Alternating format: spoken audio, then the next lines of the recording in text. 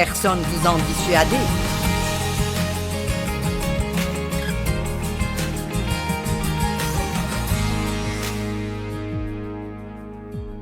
Que pensez-vous de vous-même?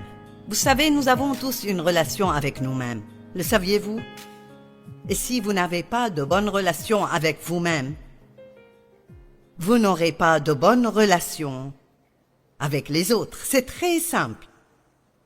Vous ne pouvez pas donner à quelqu'un ce que vous n'avez pas.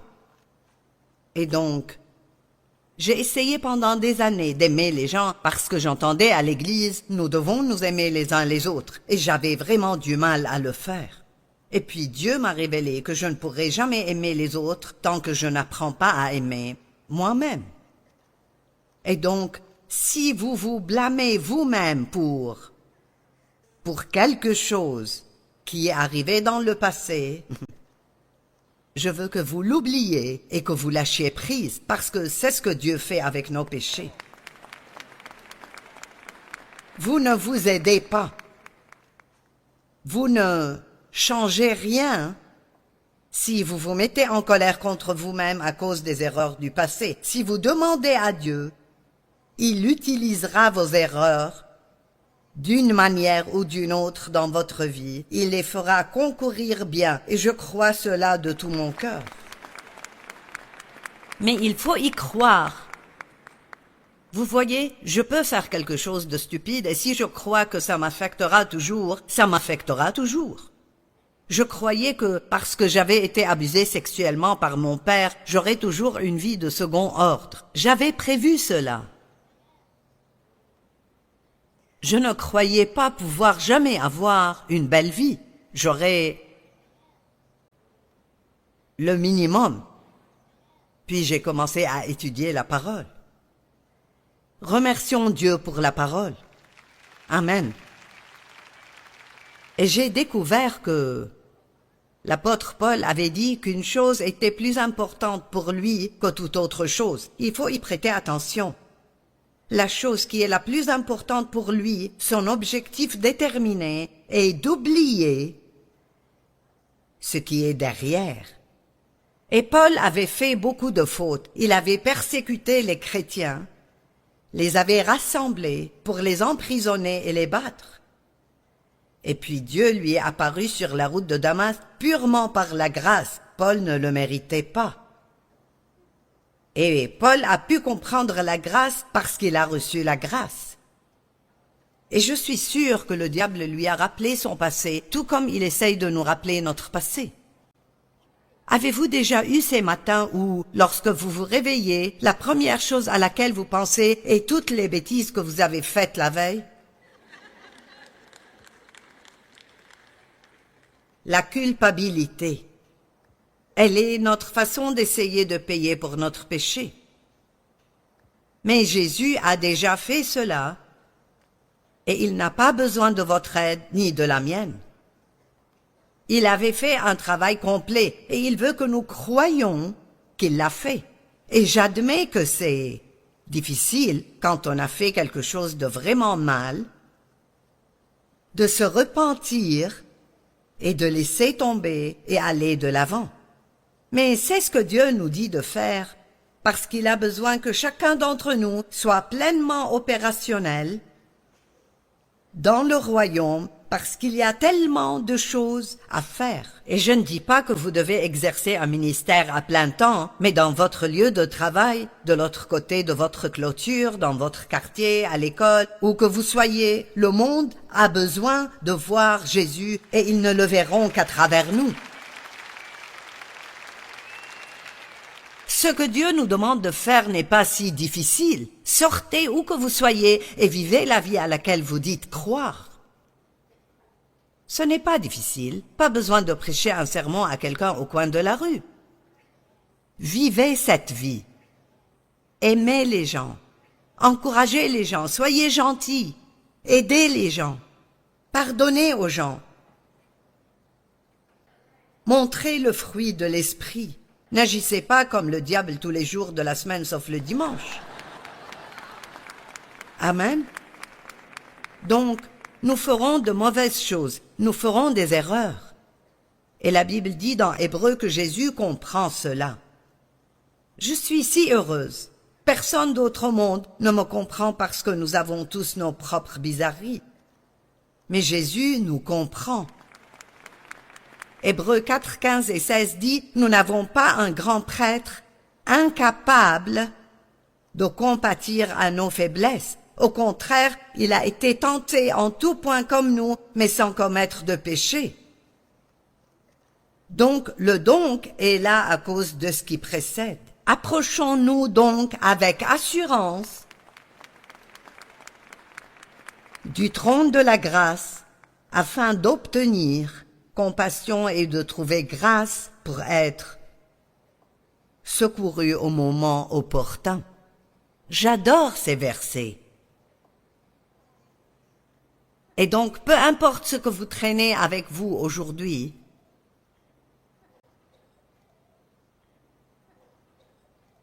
allez, je sais qu'il est tôt, mais vous pouvez m'aider.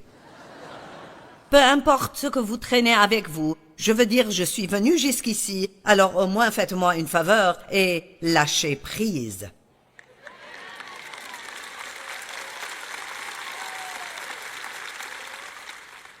Combien d'entre vous croyez-vous que Dieu est assez grand pour prendre vos fautes et les utiliser? Il l'est définitivement. Nombre 13, 1 à 3. L'Éternel dit à Moïse, envoie des hommes explorer le pays de Canaan, ou ce qu'ils avaient appelé la terre promise. Dieu leur avait dit qu'il leur donnerait cette terre où coulait le lait et le miel et toutes bonnes choses imaginables. Et il est écrit, tu enverras un homme issu de chacune des tribus, de leurs ancêtres. Ils seront choisis parmi leurs princes. Donc de chaque tribu choisis un chef et envoie-le dans ce pays que je t'ai promis pour voir si ce que je t'ai dit est vrai ou non. Maintenant, ce n'est pas littéralement ce qu'il a dit, mais c'est l'essence. Moïse envoya ces hommes du désert de Paran d'après l'ordre de l'Éternel. Ils étaient tous chefs des Israélites. Il souligne qu'ils étaient des chefs. Et vous savez, les gens suivent les chefs si ce sont de bons chefs.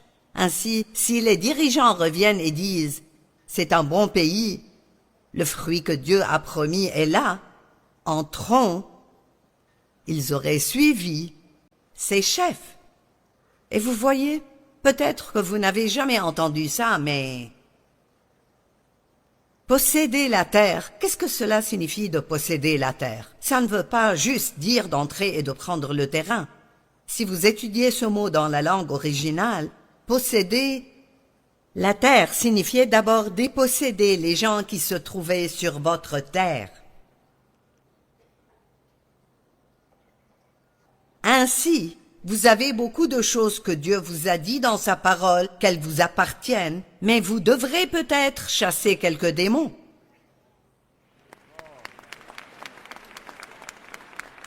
Vous devrez peut-être laisser Dieu exposer certains mensonges. Je me demande combien de mensonges les gens croient. Je ne connais aucun mensonge auquel je crois toujours, mais il y en a sûrement encore.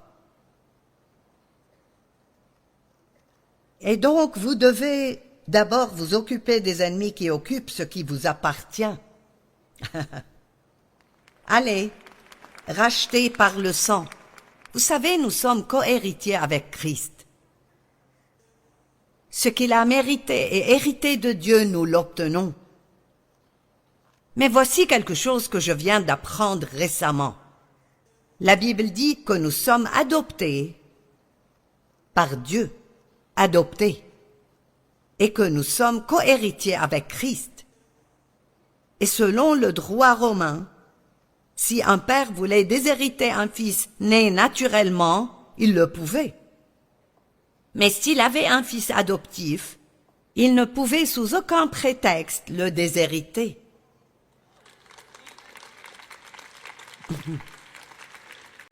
Il y a tellement de choses magnifiques dans la Bible.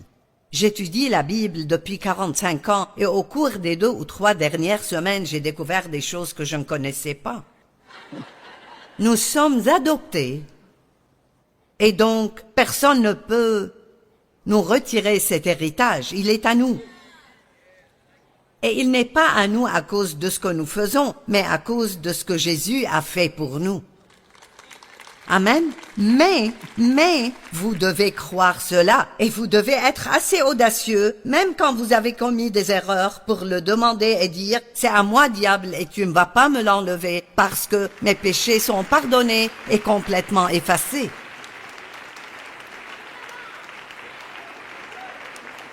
Donc, Dieu leur avait fait des promesses, mais tout comme nous, ils n'étaient pas sûrs d'y croire entièrement. Alors Dieu a dit, choisissez un chef de chaque tribu et envoyez-le espionner la terre pour voir si ce que je vous ai dit est vrai ou non. Et puis au verset 23 à 33 de Nombre 13, il est écrit, ils arrivèrent jusqu'à la vallée d'Eshcol où ils coupèrent une branche de vigne avec une grappe de raisin. Quand vous allez acheter une petite grappe de raisin, ils avaient des raisins dans ma chambre d'hôtel. Et chaque petite grappe de raisin était grande comme ça. Et il y avait 3 là-dedans, et j'en ai tenu une dans la paume de ma main.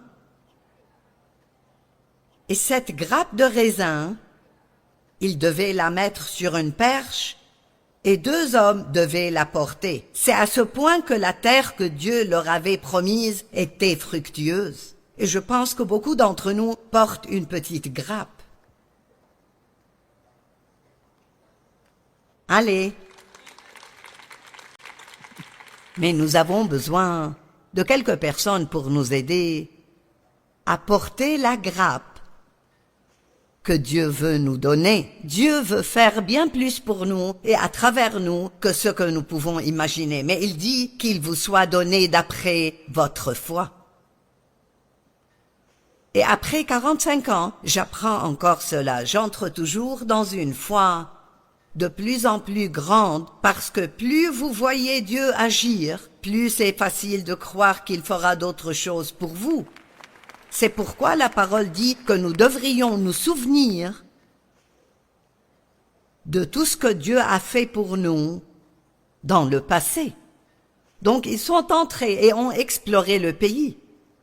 Et ici, ils avaient cette grappe de raisin. Ça devait être un bon endroit. Mais il y avait là des ennemis. C'est la partie que nous n'aimons pas. Nous serions heureux d'entrer et de prendre les raisins, mais pas à avoir affaire aux ennemis.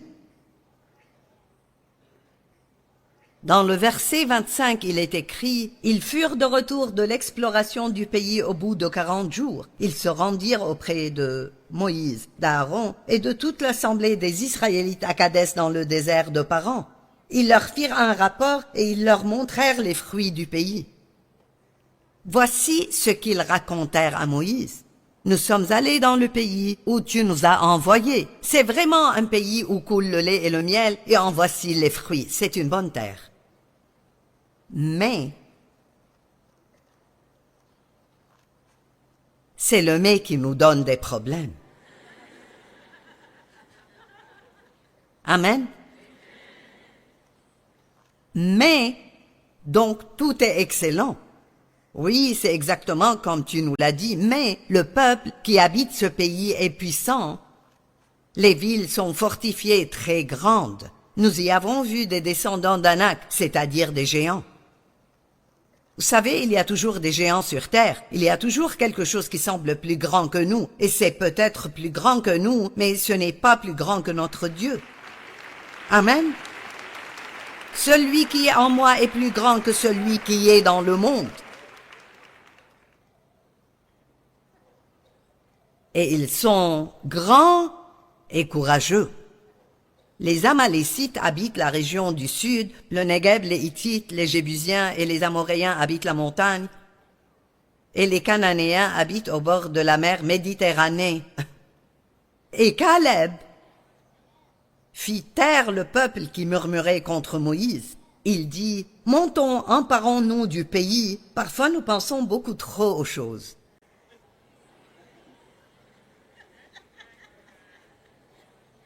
Dieu vous met quelque chose à cœur et cette foi est là. Mais ensuite le raisonnement entre en jeu.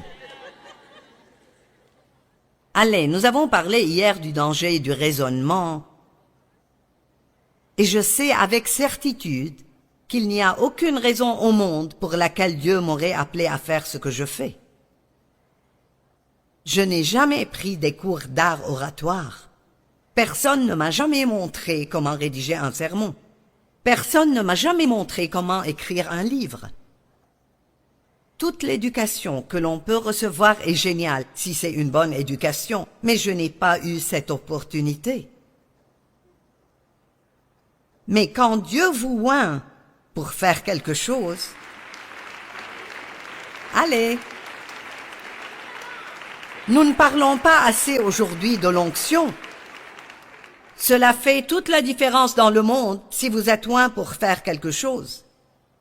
Si quelqu'un n'est pas oint pour faire ce que je fais, il peut dire mot pour mot ce que je dis et ça n'entrera pas du tout dans votre cœur. Ce n'est donc vraiment pas la personne qui fait la différence, mais l'onction.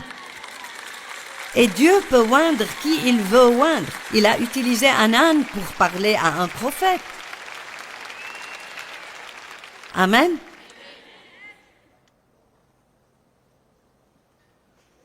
Et donc oui, il y avait des géants dans le pays, et il y a des géants qui occupent certaines des choses qui vous appartiennent. Mais Caleb dit, allons-y tout de suite. N'attendons pas, ne pensons pas à cela, ne théorisons pas. Ne parlons pas des géants, allons la posséder. Si vous prenez un peu de courage, le diable aura peur de vous. Il a dit, nous sommes tout à fait capables de les conquérir, mais les autres, un autre mais.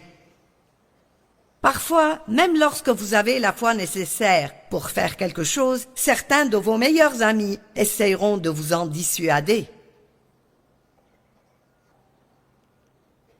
Vous devez faire attention de ne pas raconter vos rêves à trop de gens. Parce que Dieu vous a parlé à vous, il ne leur a pas parlé. Et vous pouvez le croire parce que Dieu vous l'a dit, aussi fou que cela puisse paraître. J'avais l'impression que Dieu me disait, tu vas parcourir le monde et prêcher l'évangile. C'était tout simplement stupide. Mais je l'ai cru. Mais quand je l'ai dit à d'autres personnes, ils m'ont dit, tu n'as pas la bonne personnalité. Ah, quelqu'un m'a dit, tu as dit que tu allais aller partout dans le monde prêcher l'évangile. J'ai dit oui, je suis tellement enthousiasmée. Mais quand Dieu vous donne quelque chose à faire, il vous donne avec le don de la foi. J'ai vu ton beau bus là-bas, Nathalie, et je me suis dit, si je devais voyager partout dans le monde en bus, mais Dieu vous donne la grâce de faire ce que vous devez faire, et il me donne la grâce de faire ce que je dois faire. Il faut donc arrêter de se vanter, car sans lui, nous ne pouvons rien faire. Amen. Mais quand Dieu vous appelle pour quelque chose, il vous donne le don de la foi pour pouvoir le faire. Mais quand vous allez le partager avec d'autres personnes à qui Dieu n'a pas parlé, ils n'ont pas ce don, et donc ils ne peuvent regarder que dans le naturel, et la Bible dit dans 1 Corinthiens 1 que Dieu choisit et utilise délibérément les choses insensées du monde pour confondre les sages, pour qu'aucun homme ne puisse s'attribuer la gloire. Dieu utilise des gens que vous êtes sûrs qu'il ne pourrait jamais utiliser, juste pour vous montrer que c'est lui et pas eux. Amen. Caleb a dit, nous pouvons le faire, il était plein de foi. Et ils ont dit, oui, mais... Mais les hommes qui l'y avaient accompagné dirent, « Nous ne pouvons pas monter contre ce peuple car il est plus fort que nous. » Ils se regardaient eux-mêmes au lieu de Dieu. Quand vous décidez d'agir, gardez les yeux fixés sur Dieu, parce que vous n'en êtes pas capable. Et le verset 32 dit, « Et ils dénigrèrent devant les Israélites le pays. Ce qu'ils ont apporté était un rapport négatif, mais la négativité envers Dieu est mauvaise parce qu'elle vous empêche de faire ce pourquoi il vous a appelé. » Et ils dénigrèrent devant les Israélites le pays qu'ils avaient exploré. Ils dirent, « Le pays que nous avons parcouru pour l'explorer est un pays qui dévore ses habitants. Tous ceux que nous y avons vus sont des hommes de haute taille. » Verset 33. Nous y avons vu les géants, les descendants d'Anak, qui sont issus des géants. Et ici, le verset suivant, cette phrase-là est leur problème. « À nos yeux et aux leurs, nous étions comme des sauterelles. » Ce que vous pensez de vous-même, c'est l'image que vous allez donner. Et puis, c'est ce que les autres vont penser aussi. Je répète, quoi que vous pensiez de vous-même, c'est l'image que vous allez donner, même si vous ne réalisez pas que vous le faites. Parce que ce que vous croyez sortira de votre bouche, de vos actions et de votre attitude. Maintenant, vous devez avoir confiance non pas en vous-même, mais en Dieu, que tout ce qu'il dit que vous pouvez avoir, vous pouvez l'avoir, et tout ce qu'il dit que vous pouvez faire, vous pouvez le faire, et ne laissez personne vous en dissuader.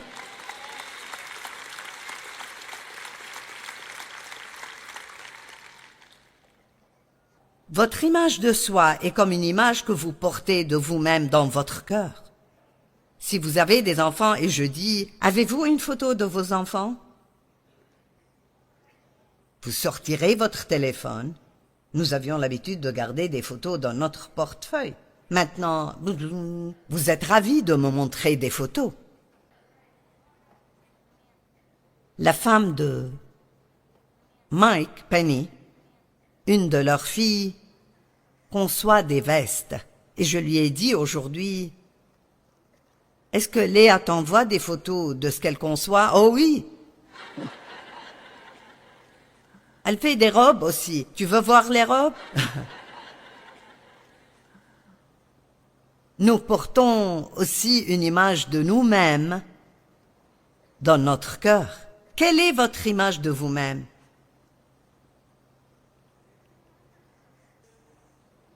Pour être honnête, c'est peut-être quelque chose auquel vous n'avez jamais pensé.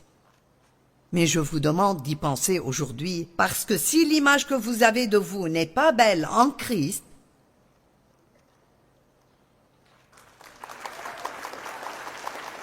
rappelez-vous, j'ai dit en Christ. Je ne vous demande pas de vous regarder dans le naturel, je vous demande de vous regarder en Christ.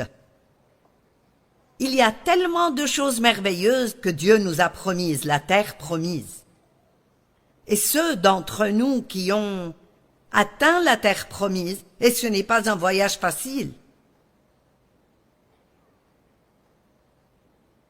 Mais si vous faites partie de ceux qui ont tenu le coup, et vous avez peut-être 40 ou 50 ans, et vous pouvez enfin dire « je vis dans la terre promise », vous pouvez maintenant dire à tout le monde « c'est vrai !»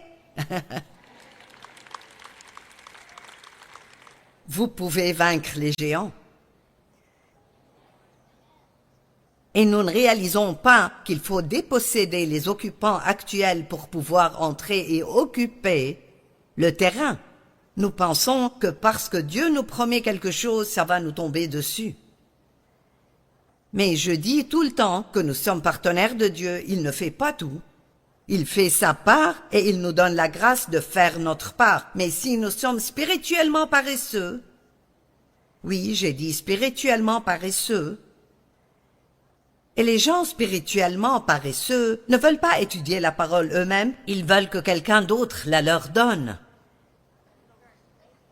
Je vais écouter Joyce tous les matins, ça suffira, non? Ça va vous aider.